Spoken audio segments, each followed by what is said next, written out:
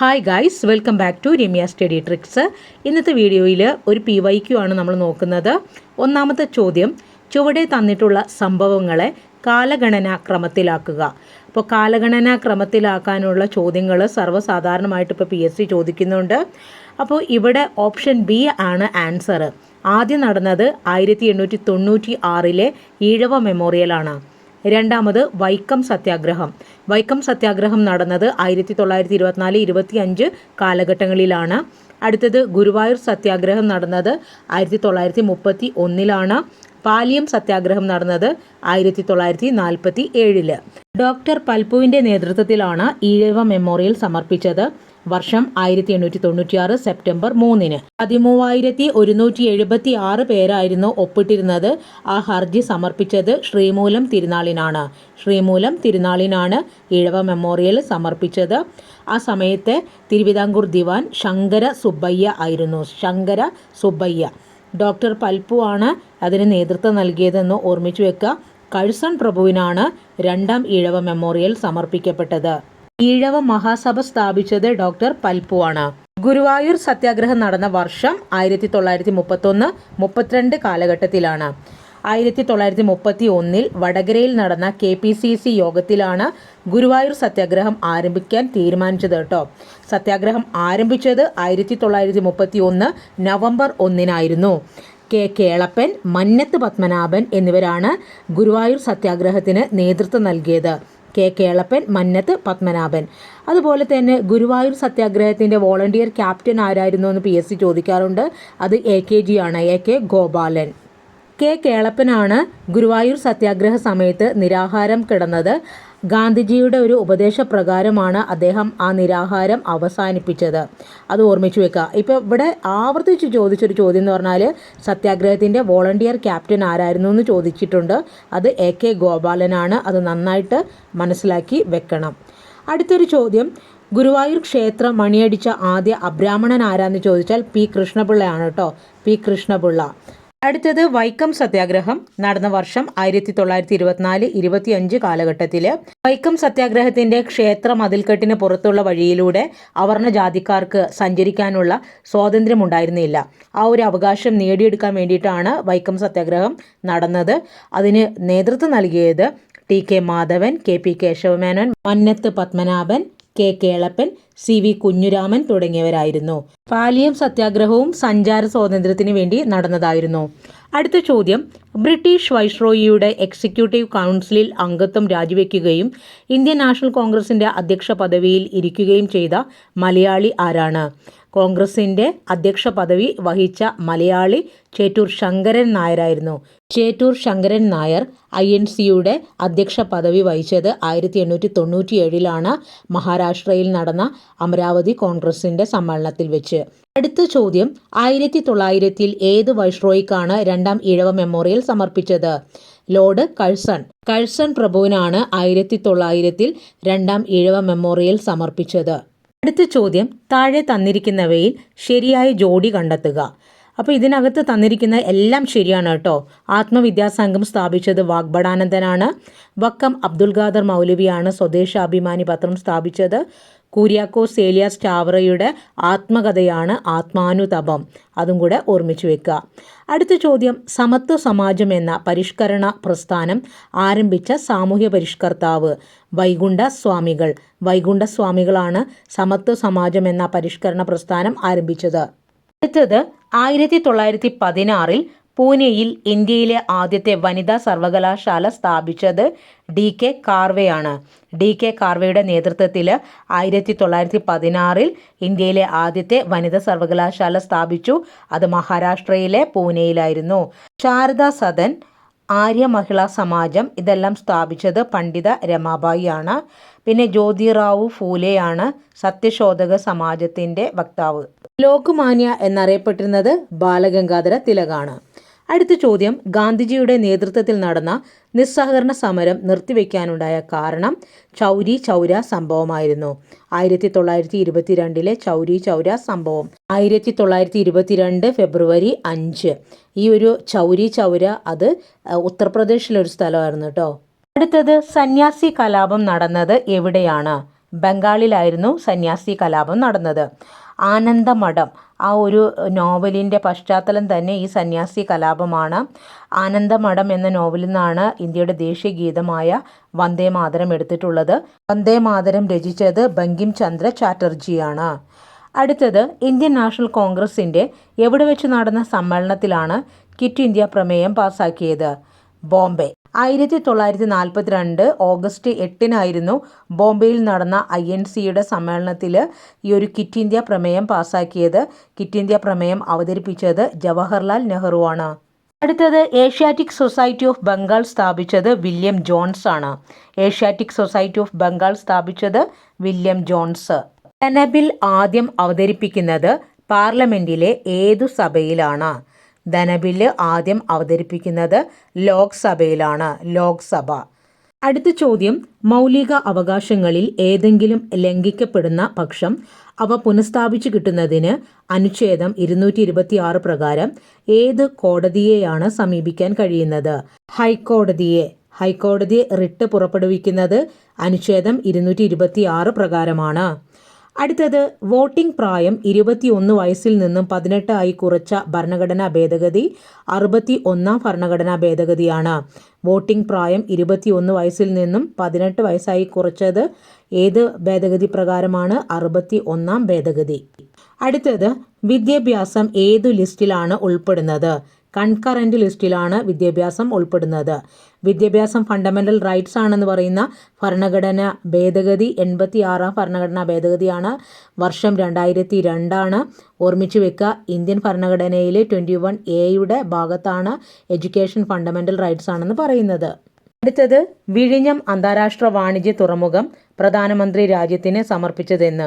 2025 May 2. 2025 May 2 വിഴിഞ്ഞം അന്താരാഷ്ട്ര വാണിജ്യ തുറമുഖം പ്രധാനമന്ത്രി നരേന്ദ്രമോദി രാജ്യത്തിന് സമർപ്പിച്ചത്. അടുത്ത ചോദ്യം, 2025 ഏപ്രിൽ മാസം ഇന്ത്യ സന്ദർശിച്ച അമേരിക്കൻ വൈസ് പ്രസിഡന്റ് ആരായിരുന്നു? JD വാൻസ് ആയിരുന്നു.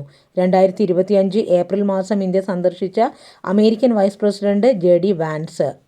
സ്വാതന്ത്ര്യാനന്തരം നാട്ടുരാജ്യങ്ങളെ ഇന്ത്യൻ യൂണിയനിൽ ലയിപ്പിക്കുന്നതിന് ജവഹർലാൽ നെഹ്റുവിനും സർദാർ വല്ലഭായ് പട്ടേലിനുമൊപ്പം നിർണായക പങ്കുവഹിച്ച മലയാളി VP മേനോൻ. അടുത്തത്, ഇന്ത്യൻ ആസൂത്രണ കമ്മീഷന്റെ പ്രഥമ വൈസ് ചെയർമാൻ ഗുൽസാരിലാൽ നന്ദയായിരുന്നു. ഗുൽസാരിലാൽ നന്ദയായിരുന്നു ഇന്ത്യൻ ആസൂത്രണ കമ്മീഷന്റെ ആദ്യ വൈസ് ചെയർമാൻ. അടുത്ത ചോദ്യം, ഏത് രാജ്യവുമായാണ് 1954 ഇന്ത്യ പഞ്ചശീല കരാറിൽ ഒപ്പിട്ടത്? ഇന്ത്യ പഞ്ചശീല കരാറിൽ ഒപ്പിട്ടത് ചൈനയുമായി ബന്ധപ്പെട്ടാണ്. വർഷം 1954. അടുത്തത്, മിസൈൽ മാൻ ഓഫ് ഇന്ത്യ എന്ന് വിശേഷണമുള്ളത് doctor APJ Abdul Kalam. Doctor APJ Abdul കലാമാണ് ഇന്ത്യയുടെ മിസൈൽ മാൻ എന്ന് അറിയപ്പെടുന്നത്. അടുത്തത്, ഇന്ത്യയിൽ ഭാഷാടിസ്ഥാനത്തിൽ രൂപമെടുത്ത ആദ്യ സംസ്ഥാനം അത് ആന്ധ്രാപ്രദേശാണ്. ഇന്ത്യയിൽ ഭാഷാടിസ്ഥാനത്തിൽ രൂപം കൊണ്ട ആദ്യ സംസ്ഥാനം ആന്ധ്രാപ്രദേശ്.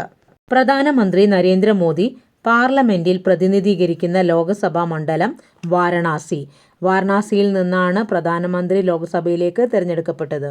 അടുത്ത ചോദ്യം, ISROയുടെ ഇപ്പോഴത്തെ ചെയർമാൻ? ഡോക്ടർ V നാരായണനാണ് ISROയുടെ ഇപ്പോഴത്തെ ചെയർമാൻ. അടുത്ത ചോദ്യം, ഇന്ത്യയിലെ വിവിധ നദീതട പദ്ധതികളും അവയുടെ നദികളും ചുവടെ നൽകിയിട്ടുണ്ട്. ശരിയായവ തിരഞ്ഞെടുക്കാനാണ് പറയുന്നത്. അതിൽ ഒന്ന് ഹിരാക്കുഡ്. ഹിരാക്കുഡ് സ്ഥിതി ചെയ്യുന്നത് മഹാനദിയിലാണ്, മഹാനദി. ഇനി സർദാർ സരോവർ അണക്കെട്ട് സ്ഥിതി ചെയ്യുന്നത്, സർദാർ സരോവർ അണക്കെട്ട് ഏത് നദിയിലാണ്? നർമ്മദയിലാണ്. അടുത്തത്, കൃഷ്ണരാജസാഗർ. കൃഷ്ണരാജസാഗർ കാവേരി നദിയിലാണ്. നിസാം സാഗർ അത് ഗോദാവരി നദിയിലാണ്. അടുത്ത ചോദ്യം, കേരളത്തിലെ ഏറ്റവും വിസ്തൃതമായ ബയോസ്ഫിയർ റിസർവ് ഏതാണ്? അഗസ്ത്യമല. അപ്പോൾ നിലവിൽ കേരളത്തിൽ 2 ബയോസ്ഫിയർ റിസർവുകളാണ് ഉള്ളത്, അഗസ്ത്യമലയും നീലഗിരിയും. ഏറ്റവും ആദ്യത്തേത് നീലഗിരിയാണ്. അടുത്തത്, പുനർഗേഹം പദ്ധതിയുടെ ഗുണഭോക്താക്കൾ ആര്? മത്സ്യത്തൊഴിലാളികളായ കുടുംബങ്ങളാണ് പുനർഗേഹം പദ്ധതിയുടെ ഗുണഭോക്താക്കൾ. അവരെ പുനരധിവസിപ്പിക്കാനുള്ള പദ്ധതിയാണ് പുനർഗേഹം. അടുത്ത ചോദ്യം, തിരുവിതാംകൂറിലെ ആദ്യ റെയിൽവേ ലൈന്? കൊല്ലം ചെങ്കോട്ടയാണ് തിരുവിതാംകൂറിലെ ആദ്യ റെയിൽവേ ലൈൻ. അടുത്ത ചോദ്യം, ഹിമാലയ പർവ്വതനിരയായ ഹിമാദ്രിയുടെ സവിശേഷതകൾ അല്ലാത്തത്? 1ഉം 4ഉം. ലോകത്തിൽ ഏറ്റവും കൂടുതൽ മഴ ലഭ്യമാകുന്നു നിരപ്പായ താഴ്വരകളായ ഡൂണുകൾ കാണപ്പെടുന്നു. ഇതാണ് തെറ്റ്. ഇനി ഹിമാലയൻ പർവ്വതത്തിൻ്റെ പ്രത്യേകതകൾ: ലോകത്തെ ഉയരമേറിയ കൊടുമുടികൾ, അതായത് എവറസ്റ്റ് എവിടെയാണ്? ഹിമാലയൻ പർവ്വതത്തിൽ ഹിമാദ്രിയുടെ ഭാഗമാണ്. പിന്നെ മഞ്ഞു മൂടപ്പെട്ട പർവ്വതങ്ങളാണ് ഇവിടെ കാണപ്പെടുന്നത്. അത് രണ്ടും ശരിയായ പ്രസ്താവനയാണ്. അടുത്തത്, മലബാറിലെ ആദ്യത്തെ ഡീസൽ വൈദ്യുതി നിലയം ഏതാണ്? Option B Nallalam. നല്ലളമാണ് മലബാറിലെ ആദ്യത്തെ ഡീസൽ വൈദ്യുതി നിലയം. കായംകുളത്ത് ഉൽപ്പാദിപ്പിക്കുന്നത് നാഫ്തയാണ്, നാഫ്ത. അടുത്ത ചോദ്യം, 2027 ഒളിമ്പിക് സ്പോർട്സ് ഗെയിംസിന് ആതിഥേയത്വം വഹിക്കുന്ന രാജ്യം? Saudi Arabia.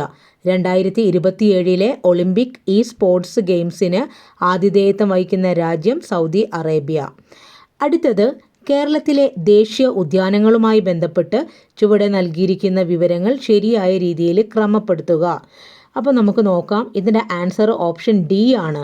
1 പാമ്പാടും ഷോല. അത് പാമ്പാടും ഷോല ഏറ്റവും ചെറിയ ദേശീയോദ്യാനമാണ്. പാമ്പാടും ഷോല ഏറ്റവും ചെറിയ ദേശീയോദ്യാനം. ഇനി മതികെട്ടാൻ മല. മതികെട്ടാൻ മല 2003 ദേശീയോദ്യാനമായിട്ട് പ്രഖ്യാപിച്ചത്. അടുത്തത്, നീലഗിരി താറുകളെ കൂടുതലായിട്ട് കാണപ്പെടുന്നത് ഇരവിക്കുളം ദേശീയോദ്യാനത്തിലാണ്. പിന്നെ നീലഗിരി കുന്നുകളിൽ സ്ഥിതി ചെയ്യുന്ന ദേശീയോദ്യാനമാണ് silent valley. Silent valley Palakkad ജില്ലയിലാണ്. ഇരവിക്കുളം ഇടുക്കി ജില്ലയിലാണ്. അടുത്തത്, ഉത്തരേന്ത്യൻ സമതലങ്ങളിൽ വീശുന്ന പ്രാദേശിക വാദം ഏതാണെന്നാണ് ചോദ്യം. ലൂ ആണ്. ലൂ ഒരു ഉഷ്ണക്കാറ്റാണ്. അത് ഉത്തരേന്ത്യൻ സമതലങ്ങളിലാണ് വീശുന്നത്. ലോകത്തിൻ്റെ പല ഭാഗങ്ങളിൽ പ്രാദേശികമായ താപമർദ്ദ വ്യതിയാനങ്ങൾ ഉണ്ടാകുന്നത് മൂലമാണ് പ്രാദേശികവാതങ്ങൾ ഉണ്ടാകുന്നത്. അപ്പോൾ ഈ പ്രാദേശികവാദം നമ്മുടെ ഇന്ത്യയിൽ ഉത്തരേന്ത്യൻ സമതലത്തിലാണെങ്കിൽ അതിനെ ലൂ എന്ന് പറയുന്നു. മഞ്ഞുതീനി എന്നറിയപ്പെടുന്നത് ചിനൂക്ക്. ഹർമാറ്റൻ ഡോക്ടർ എന്നാണ് അറിയപ്പെടുന്നത്. അത് ഓർമ്മിച്ചു വെക്കുക. CRT ടെക്സ്റ്റ് ബുക്കിലുണ്ട് മുന്തിരി കൃഷിയിലെ അതിന് യോജിച്ചത്. അത് ചിനൂക്കാണ്. ആൽപ്സ് പർവ്വതത്തിൻ്റെ വടക്കേ ചെരുവിലാണ് ഫൊൻ എന്ന് പറയുന്ന പ്രാദേശികവാദം വീശുന്നത്. അടുത്ത ചോദ്യം, പെരിയാർ നദിയെക്കുറിച്ചുള്ള ശരിയായ പ്രസ്താവനകൾ തിരഞ്ഞെടുക്കുക.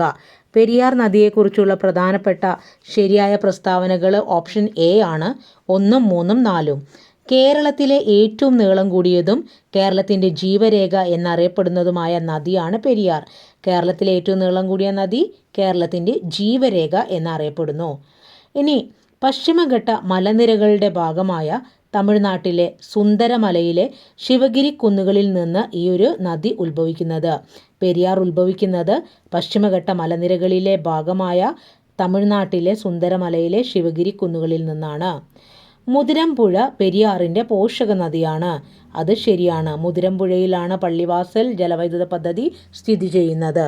സ്ഥാപിതമായ വർഷം 1940 ശ്രീ ചിത്തിര തിരുനാൾ ബാലരാമവർമ്മയുടെ കാലഘട്ടത്തിൽ. അടുത്തത്, കെ സ്മാർട്ട് എന്തുമായി ബന്ധപ്പെട്ടിരിക്കുന്നു?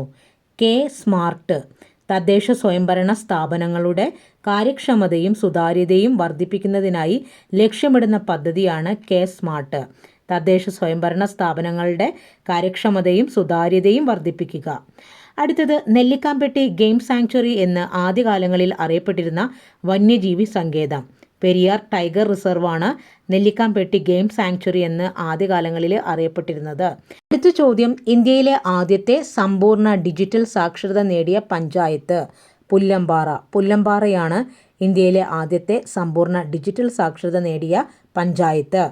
അടുത്തത്, കുങ്കുമപ്പൂ കൃഷിക്ക് ഏറ്റവും അനുയോജ്യമായതും കാശ്മീർ താഴ്വരയിലെ ഹിമാനികൾ നിക്ഷേപിക്കപ്പെടുന്നതുമായ മണൽ നിറഞ്ഞ ജൈവാംശമുള്ള മണ്ണാണ് കരേവാസ്. കരേവ മണ്ണ് കുങ്കുമപ്പൂ കൃഷിക്ക് ഏറ്റവും അനുയോജ്യമായിട്ടുള്ള മണ്ണാണ്. കാശ്മീർ ഹിമാലയത്തിൻ്റെ ഭാഗമായാണ് കരേവാസ് കൂടുതലായിട്ട് കാണപ്പെടുന്നത്. കരേവാസ് തരം കാണപ്പെടുന്നത് കാശ്മീർ ഹിമാലയത്തിൻ്റെ ഭാഗമായാണ്. അടുത്തത്, ഈർപ്പവാഹിയായ കാറ്റിൻ്റെ ദിശയ്ക്ക് അഭിമുഖമായി നിൽക്കുന്ന പർവ്വതങ്ങൾ കാറ്റിനെ തടഞ്ഞു നിർത്തുന്നത് കാരണം ആ പ്രദേശങ്ങളിൽ വലിയ തോതിൽ മഴ ലഭ്യമാകുന്നു. അതുകൊണ്ട് തന്നെ മറുഭാഗത്ത് മഴ കുറയുകയും ചെയ്യുന്നു. ഇത്തരത്തിൽ മഴ കുറഞ്ഞ പ്രദേശങ്ങൾ അറിയപ്പെടുന്നത് മഴനിഴൽ പ്രദേശങ്ങൾ. നമ്മുടെ കേരളത്തിൽ മഴനിഴൽ പ്രദേശത്തുള്ള വന്യജീവി സങ്കേതമാണ് ചിന്നാറ്. ഇടുക്കി ജില്ലയിലാണ് ചിന്നാറ്. അടുത്തത്, വേമ്പനാട് കായലുമായി ബന്ധപ്പെട്ട് നൽകിയിരിക്കുന്ന വിവരങ്ങളിൽ തെറ്റായവ തിരിച്ചറിയുക. 1ഉം 4ഉമാണ് തെറ്റ്. തെറ്റായതാണ് ചോദിച്ചത്. 1ഉം 4ഉമാണ് തെറ്റ്. കല്ലടയാറിൻ്റെ പതനസ്ഥാനമാണ്. അത് തെറ്റാണ്. കല്ലടയാറ് അഷ്ടമുടി കായലിലാണ് പതിക്കുന്നത്. അടുത്തത് നെഹ്റു ട്രോഫി വള്ളംകളി നടക്കുന്ന കായലാണ്. തണ്ണീർമുക്കം ബണ്ട് നിർമ്മിച്ചിരിക്കുന്നത് വേമ്പനാട്ട് കായലിലാണ്. അത് രണ്ടും ശരിയാണ്. പിന്നെ മൺട്രോ തുരുത്ത് ദ്വീപ് സ്ഥിതി ചെയ്യുന്ന കായൽ വേമ്പനാട്ടല്ല, അത് അഷ്ടമുടി കായലിലാണ്. അപ്പോൾ അത് രണ്ടുമാണ് തെറ്റ്, 1ഉം 4ഉം. അടുത്തത് ഓപ്പറേഷൻ ബ്രഹ്മ എന്ന ദൗത്യത്തിൻ്റെ ലക്ഷ്യം. മ്യാൻമറിൽ ഉണ്ടായ ഭൂകമ്പത്തിൽ അടിയന്തര മാനുഷിക സഹായം നൽകുന്നതിനായി ഇന്ത്യൻ സൈന്യം ആരംഭിച്ച ദൗത്യമായിരുന്നു ഓപ്പറേഷൻ ബ്രഹ്മ. ഓപ്പറേഷൻ ബ്രഹ്മ എന്ന് പറയുന്ന ദൗത്യം എന്തിനു വേണ്ടിയായിരുന്നു? മ്യാൻമറിൽ ഉണ്ടായ ഭൂകമ്പത്തിൽ അടിയന്തര മാനുഷിക സഹായം നൽകുന്നതിനായിട്ട് ഇന്ത്യൻ സൈന്യം ആരംഭിച്ച ദൗത്യം. അടുത്ത ചോദ്യം, കേരളത്തിലെ ഏറ്റവും വലിയ മത്സ്യബന്ധന തുറമുഖവും ഇൻഡോ നോർവീജിയൻ പ്രോജക്റ്റ് എന്ന് അറിയപ്പെടുന്നതുമായ തുറമുഖമാണ് കൊല്ലം ജില്ലയിലെ നീണ്ടകര തുറമുഖം. കേരളത്തിലെ ഏറ്റവും വലിയ മത്സ്യബന്ധന തുറമുഖമാണ് ഇൻഡോ നോർവീജിയൻ പ്രോജക്റ്റ് എന്നറിയപ്പെടുന്ന തുറമുഖമാണിത്. അടുത്തത്, കേരളത്തിൻ്റെ വനമേഖലയുമായി ബന്ധപ്പെട്ട് നൽകിയിരിക്കുന്ന പ്രസ്താവനകളിൽ ശരിയായവ. വനമേഖലയുമായി ബന്ധപ്പെട്ട ചോദ്യമാണ്. അതിൽ ശരിയായത് 3ഉം 4ഉമാണ് ശരി. സൈലന്റ് വാലി ഒരു ഉഷ്ണമേഖലാ നിത്യഹരിത വനപ്രദേശമാണ്. കേരളത്തിൽ വനഭൂമി ഏറ്റവും കൂടുതലുള്ളത് ഇടുക്കി ജില്ലയിലാണ്. അപ്പോൾ അതൊന്ന് ഓർമ്മിച്ച് വെക്കുക. കേരളത്തിൽ വനഭൂമി ഏറ്റവും കൂടുതലുള്ളത് ഇടുക്കി ജില്ലയിലാണ്. സൈലന്റ് വാലി ഒരു ഉഷ്ണമേഖല നിത്യഹരിത വനപ്രദേശമാണ്. അപ്പോൾ കേരളത്തിൽ വനഭൂമി ഏറ്റവും കുറവുള്ള ജില്ല എറണാകുളമല്ല, അതെവിടെയാണ്? ആലപ്പുഴയാണ്. കേരള ഫോറസ്റ്റ് റിസർച്ച് ഇൻസ്റ്റിറ്റ്യൂട്ട് ആസ്ഥാനം തൃശ്ശൂർ ജില്ലയിലെ പീച്ചിയാണ്, പീച്ചി. അടുത്ത ചോദ്യം നോക്കിയേ, ചേരുംപടി ചേർക്കുക.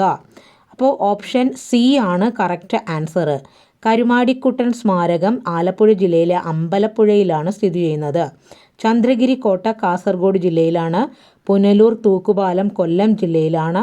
വാഗൺ ട്രാജഡി മലപ്പുറം ജില്ലയിലാണ് അതിൻ്റെ സ്മാരകം ഉള്ളത്. അടുത്തത്, താഴെ തന്നിരിക്കുന്നതിൽ നിന്നും ശരിയായവ കണ്ടെത്തുക. അപ്പോൾ 2ഉം 4ഉമാണ് ശരി. ബൂവർ യുദ്ധം ദക്ഷിണാഫ്രിക്കയിലാണ് നടന്നത് കേട്ടോ. ബൂവർ യുദ്ധം ദക്ഷിണാഫ്രിക്ക. രക്തരഹിത വിപ്ലവം നടന്നത് ഇംഗ്ലണ്ടിലായിരുന്നു, രക്തരഹിത വിപ്ലവം. ടെന്നീസ് കോർട്ട് പ്രതിജ്ഞ ഫ്രാൻസുമായിട്ട് ബന്ധപ്പെട്ടതാണ്, ഫ്രഞ്ച് വിപ്ലവവുമായിട്ട് ബന്ധപ്പെട്ടത്. ബോക്സാർ കലാപം ബന്ധപ്പെട്ടത് ഏതുമായിട്ടാണ്? അത് ചൈനീസ് വിപ്ലവവുമായിട്ട് ബന്ധപ്പെട്ടതാണ്. അടുത്ത ചോദ്യം, കോഴിക്കോടിനെ കുറിച്ച് പരാമർശിക്കുന്ന സംസ്കൃത സന്ദേശകാവ്യം. കോകില സന്ദേശത്തിലാണ് കോഴിക്കോടിനെ കുറിച്ച് പരാമർശിക്കുന്നത്. കോകില സന്ദേശം കോഴിക്കോട്. അടുത്തത്, ഭൂമിയുടെ പാളികൾ അത് ശരിയായ ക്രമത്തിൽ എഴുതാനാണ് പറഞ്ഞേക്കുന്നത്. ഭൂമിയുടെ ഏറ്റവും പുറമേയുള്ള പാളിയാണ് ഭൂവൽക്കം. ഭൂവൽക്കത്തിന് തൊട്ട് താഴെയാണ് മാൻഡിൽ. മാൻഡിലിന് തൊട്ട് താഴെ പുറക്കാമ്പ്, ദെൻ അകക്കാമ്പ്. ഇങ്ങനെയാണ് ഭാഗമുള്ളത്. അപ്പോൾ ഓപ്ഷൻ ബി ആണ് കറക്റ്റ് ആൻസർ. 47 ഓപ്ഷൻ ബി ആണ് കറക്റ്റ്. സംസ്ഥാന സർക്കാരുകൾക്ക് മാത്രമായി ചില അധികാരങ്ങൾ ഉണ്ട്. ഇന്ത്യയിലുള്ള ഒരാൾക്ക് ദേശീയ പൗരത്വത്തിന് പുറമെ സംസ്ഥാന പൗരത്വം കൂടി ഉണ്ടാകും. നമ്മുടെ ഭരണാധികാരികൾക്ക് മേൽ ആർക്കും നിയന്ത്രണമില്ല. ഇത് തെറ്റാണ്. ഇന്ത്യയിലുള്ള ഒരാൾക്ക് ഒറ്റ പൗരത്വമേ ഉണ്ടാവുള്ളൂ. നമ്മൾ ഇന്ത്യൻ ആണ് എന്നുള്ളത് ഒറ്റ പൗരത്വം. പിന്നെ അവകാശങ്ങൾ ഉള്ളതുപോലെ നമുക്ക് കടമകളും ഉണ്ട്. അപ്പോൾ നമുക്ക് ഫണ്ടമെൻ്റൽ റൈറ്റ്സും ഡ്യൂട്ടീസും ഉണ്ട്. അടുത്തത്, 2025 മാർച്ചിൽ അന്തരിച്ച വാൽ കിൽമർ ഏത് മേഖലയിൽ പ്രശസ്തനാണ്? ചലച്ചിത്ര രംഗത്ത് പ്രശസ്തനായ വ്യക്തിയാണ് വാൽ കിൽമർ.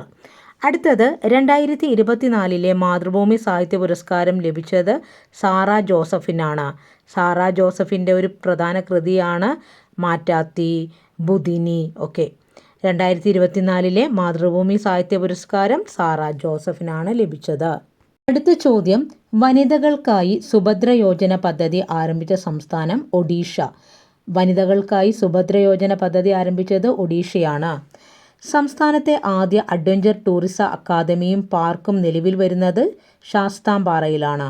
സംസ്ഥാനത്തെ ആദ്യ അഡ്വഞ്ചർ ടൂറിസം അക്കാദമി പാർക്ക് നിലവിൽ വരുന്നത് ശാസ്താംപാറ. അടുത്തത്, കരിമ്പൻ എന്നത് ഏത് വിഭാഗത്തിൽപ്പെടുന്നു? കരിമ്പൻ എന്നത് ഫംഗസ് ആണ്, ഫംഗസ്. നാഗപതിവയ്ക്കൽ നടത്തുന്ന സസ്യം. കുരുമുളകിനാണ് നാഗപതിവയ്ക്കൽ വെക്കുന്നത്. അതിൻ്റെ ഡീറ്റെയിൽ വീഡിയോ ഞാൻ ചെയ്തിട്ടുണ്ട്, അത് കണ്ടു നോക്കൂ കേട്ടോ. അടുത്തത്, മനുഷ്യ ശരീരത്തിൽ ആന്തര സമസ്ഥിതി പാലനത്തിന് സഹായിക്കുന്ന മസ്തിഷ്ക ഭാഗം ഏതാണ്? ഹൈപ്പോതലാമസ്. ഹൈപ്പോതലാമസ്, ആന്തര സമസ്ഥിതി പാലനം. കേന്ദ്ര കിഴങ്ങ് വിള ഗവേഷണ കേന്ദ്രം സ്ഥിതി ചെയ്യുന്ന ജില്ല തിരുവനന്തപുരം ജില്ലയിലെ ശ്രീകാര്യത്താണ്. തിരുവനന്തപുരം ജില്ലയിലെ ശ്രീകാര്യം. അടുത്തത് അസ്കോർബിക് ആസിഡ് എന്ന പേരിൽ അറിയപ്പെടുന്നത് വൈറ്റമിൻ സി ആണ്, അസ്കോർബിക് ആസിഡ്. അടുത്ത ചോദ്യം, സിംല കരാർ ഏത് രാജ്യങ്ങൾ തമ്മിലുള്ള ഉടമ്പടിയാണ്? സിംല കരാർ ഇന്ത്യയും പാകിസ്ഥാനും തമ്മിലുള്ള ഉടമ്പടിയാണ്. അടുത്തത്, യുനെസ്കോ അംഗീകാരം ലഭിച്ച കേരളീയ കലാരൂപങ്ങൾ. കഥകളി, കൂടിയാട്ടം. ഓപ്ഷൻ എ ആണ് ആൻസർ. കഥകളി, കൂടിയാട്ടം യുനെസ്കോയുടെ അംഗീകാരം ലഭിച്ച കേരളീയ കലാരൂപങ്ങളാണ്. അടുത്തത്, കോൺവെക്സ് ദർപ്പണവുമായി ബന്ധപ്പെട്ട് താഴെ തന്നിരിക്കുന്ന പ്രസ്താവനകളിൽ ശരിയായത് തിരഞ്ഞെടുക്കാനാണ് പറഞ്ഞത്. ഏതൊക്കെയാണ് ശരിയായത്? 2, 4. 2ഉം 4ഉം ആണ് ശരി. വാഹനങ്ങളിൽ റിയർ വ്യൂ മിററായി ഉപയോഗിക്കുന്നത് കോൺവെക്സ് ദർപ്പണമാണ്. വാഹനങ്ങളിൽ റിയർ വ്യൂ മിററായി ഉപയോഗിക്കുന്നത് കോൺവെക്സ്. അടുത്തത്, പ്രതിപതന തലം പുറത്തേക്ക് ഉന്തി നിൽക്കുന്ന ഗോളീയ ദർപ്പണങ്ങളാണ് കോൺവെക്സ്. പ്രതിപതന തലം പുറത്തേക്ക് ഉന്തി നിൽക്കുന്ന ഗോളീയ ദർപ്പണം. കോൺകേവ് എന്ന് പറഞ്ഞാൽ അകത്തോട്ട് ഗുഹ പോലെ, കേവ് എന്ന് പറഞ്ഞാൽ ഗുഹയല്ലേ, അങ്ങനെ ചിന്തിച്ചാൽ മതി കേട്ടോ. അടുത്തത്, താഴെ തന്നിരിക്കുന്നവയിൽ ശാസ്ത്രജ്ഞരും കണ്ടുപിടുത്തങ്ങളും ശരിയായി യോജിച്ച ജോഡികൾ കണ്ടെത്താനാണ് പറയുന്നത്. ഇലക്ട്രോൺ കണ്ടെത്തിയത് ആരാണ്? ജെ തോംസൺ ആണ്. ഇലക്ട്രോൺ കണ്ടെത്തിയത് ജെ തോംസൺ. ഓർമ്മിച്ചു വെക്കുക, പ്രോട്ടോൺ കണ്ടെത്തിയത് ഏണസ്റ്റ് റൂദർഫോർഡ് ആണ്. ന്യൂട്രോൺ കണ്ടെത്തിയത് ആരാണ്? James Chadwick. അടുത്ത ചോദ്യം, സിങ്കിന്റെ അയിര ഏതാണെന്ന് ചോദിച്ചേ. കലാമിൻ. താഴെ പറയുന്ന പദാർത്ഥങ്ങളിൽ ഏതിൽ നിന്നാണ് വളരെ എളുപ്പത്തിലും വേഗത്തിലും ചെലവ് കുറഞ്ഞ രീതിയിലും സിങ്ക് വേർതിരിച്ചെടുക്കാൻ കഴിയുന്നത്? കലാമിനിൽ നിന്നാണ്. അടുത്തത്, താഴെ തന്നിരിക്കുന്ന പ്രസ്താവനകൾ ഏത് മൂലകത്തെ സൂചിപ്പിക്കുന്നു? ഹൈഡ്രജൻ. ഓപ്ഷൻ ബി ആണ് ആൻസർ. ന്യൂട്രോൺ കാണപ്പെടുന്നില്ല. Mass number 1. ഹെൻറി കാവൻഡിഷ് ആണ് ഈ മൂലകം കണ്ടെത്തിയത്. അടുത്തത്, താപപ്രേക്ഷണവുമായി ബന്ധപ്പെട്ട് താഴെ തന്നിരിക്കുന്ന പ്രസ്താവനകളിൽ ശരിയായത് തിരഞ്ഞെടുക്കുക. എല്ലാം ശരിയാണ്. തന്മാത്രകളുടെ യഥാർത്ഥ സ്ഥാനമാറ്റം മുഖേന താപം പ്രേഷണം ചെയ്യപ്പെടുന്നു. തന്മാത്രകളുടെ യഥാർത്ഥത്തിലുള്ള സ്ഥാനം മാറ്റമില്ലാതെ താപം പ്രേഷണം ചെയ്യപ്പെടുന്നു. മാധ്യമത്തിൻ്റെ സഹായമില്ലാതെ താപം പ്രേഷണം ചെയ്യപ്പെടുന്നു. അത്രയും കാര്യങ്ങൾ ശരിയാണ്. അടുത്തത്, 2023 രസതന്ത്ര നോബൽ സമ്മാനം ലഭിച്ചത് എന്തിൻ്റെ കണ്ടുപിടുത്തത്തിനാണ്? Quantum dot. ക്വാണ്ടം ഡോട്ടിൻ്റെ കണ്ടുപിടുത്തത്തിനാണ് 2023 രസതന്ത്ര നോബൽ ലഭിച്ചത്. 2025 രസതന്ത്ര നോബൽ ലഭിച്ചത് സുസുമ കിറ്റഗാവയ്ക്കും Richard Robson, Omar M Yaghi തുടങ്ങിയവർക്കാണ്. മെറ്റൽ ഓർഗാനിക് ഫ്രെയിംവർക്കിൻ്റെ കണ്ടുപിടുത്തത്തിനാണ് ഈ ഒരു നൊബേൽ 2025 ഇവർക്ക് ലഭിച്ചത്. ഓർമ്മിച്ചു വെക്കുക, Susumu Kitagawa, Richard Robson, Omar M Yaghi. അടുത്ത ചോദ്യം, DRDOയുടെ ഇപ്പോഴത്തെ ചെയർമാൻ. രാജേഷ് കുമാർ സിംഗ് ആണ് DRDOയുടെ ഇപ്പോഴത്തെ chairman. Doctor Sameer V Kamath മാറി. അടുത്തത്, താഴെ തന്നിരിക്കുന്നവയിൽ ഏതാണ് ഇന്ത്യയിൽ ഉൾപ്പെടാത്ത ഇക്കോളജിക്കൽ ഹോട്ട്സ്പോട്ട്? സുന്ദർലാൻഡ്. പശ്ചിമഘട്ടം, ഇന്തോ ബർമ, വടക്ക് കിഴക്കൻ ഹിമാലയം ഇതൊക്കെ ഇന്ത്യയിലെ ഇക്കോളജിക്കൽ ഹോട്ട്സ്പോട്ടാണ്. സുന്ദർലാൻഡ് മാത്രം എന്തല്ല, ഇന്ത്യയിൽ ഉള്ളതല്ല. അടുത്തത്, മലമ്പനി രോഗകാരിയായ പ്ലാസ്മോഡിയം ഏത് വിഭാഗത്തിൽപ്പെടുന്നു? പ്രോട്ടോസോവ. പ്രോട്ടോസോവയാണ് പ്ലാസ്മോഡിയം. അത് മലമ്പനി ഉണ്ടാക്കുന്നു. വൈഡൽ പരിശോധന ഏത് രോഗകാരിയെ തിരിച്ചറിയാൻ ഉപയോഗിക്കുന്നു? വൈഡൽ പരിശോധന സാൽമൊണല്ല ടൈഫി, ടൈഫോയിഡ് അല്ലേ. വൈഡൽ പരിശോധന സാൽമൊണല്ല ടൈഫിയെ തിരിച്ചറിയാൻ വേണ്ടിയിട്ടാണ് ഉപയോഗിക്കുന്നത്. അടുത്തത്, രക്തത്തിൽ കാണപ്പെടുന്ന ഫാഗോസൈറ്റിക് കോശം ഏതാണ്? മോണോസൈറ്റ്. മോണോസൈറ്റ് ആണ് രക്തത്തിൽ കാണപ്പെടുന്ന ഫാഗോസൈറ്റിക് കോശം. അടുത്തത്, ഒരു കാർഡിയാക് സൈക്കിൾ പൂർത്തിയാക്കാൻ ആവശ്യമായ സമയം എത്രയാണ്? 0.8 സെക്കൻഡ്. 0.8 സെക്കൻഡാണ് ഒരു കാർഡിയാക് സൈക്കിൾ പൂർത്തിയാക്കാൻ ആവശ്യമായ സമയം. അടുത്തത്, എലിപ്പനിക്ക് കാരണമായ രോഗകാരിയുടെ പേരെന്താണ്? ലെപ്റ്റോസ്പൈറ. എലിപ്പനിക്ക് കാരണമായ രോഗകാരിയുടെ പേര് ലെപ്റ്റോസ്പൈറ. ഇതൊരു ബാക്ടീരിയ രോഗമാണ്. അടുത്തത്, ക്ഷയരോഗം പ്രതിരോധിക്കാൻ ഉപയോഗിക്കുന്ന വാക്സിൻ്റെ പേര് BCG. ബാസിലസ് കാൽമെറ്റ് ഗൊറിൻ എന്നതാണ് BCGയുടെ ഫുൾ ഫോം. ക്ഷയരോഗം പ്രതിരോധിക്കാൻ ഉപയോഗിക്കുന്ന വാക്സിനാണ്. രക്തത്തിലെ കാൽസ്യത്തിൻ്റെ സാധാരണ അളവ് എത്ര? 9 മുതൽ 11 വരെയാണ് രക്തത്തിലെ കാൽസ്യത്തിൻ്റെ നോർമൽ അളവെന്ന് പറയുന്നത്. മസ്തിഷ്കത്തെ പൊതിഞ്ഞു കാണപ്പെടുന്ന സ്തരപാളി മെനിഞ്ചസ്. മസ്തിഷ്കത്തെ പൊതിഞ്ഞു കാണപ്പെടുന്ന സ്തരപാളി ഏതാണ്? മെനിഞ്ചസ് ആണ്. മുറിവുണ്ടാകുമ്പോൾ രക്തം കട്ടപിടിക്കാൻ സഹായിക്കുന്ന ജീവകം ഏതാണ്? ജീവകം K ആണ്. ജീവകം K. ലോക പ്രകൃതി സംരക്ഷണ ദിനം എന്നാണ്? ജൂലൈ 28. ജൂലൈ 28-നാണ് ലോക പ്രകൃതി സംരക്ഷണ ദിനം. അടുത്തത്, പ്രമേഹം ബാധിച്ച കുട്ടികൾക്ക് സൗജന്യ ചികിത്സ നൽകുന്നതിന് കേരള ആരോഗ്യ വകുപ്പ് രൂപീകരിച്ച പദ്ധതി മിഠായി. പ്രമേഹം ബാധിച്ച കുട്ടികൾക്ക് സൗജന്യ ചികിത്സ നൽകുന്നതിന് കേരള ആരോഗ്യ വകുപ്പ് രൂപീകരിച്ച പദ്ധതിയാണ് മിഠായി. അടുത്തത്, അമീബിക് മെനിഞ്ചോ എൻസെഫലൈറ്റിസിന് കാരണമാകുന്ന രോഗകാരി നെഗ്ലേറിയ ഫൗലേറിയാണ്. അമീബിക് മസ്തിഷ്ക ജ്വരത്തിന് കാരണമാകുന്ന രോഗകാരി നെഗ്ലേറിയ ഫൗലേറി.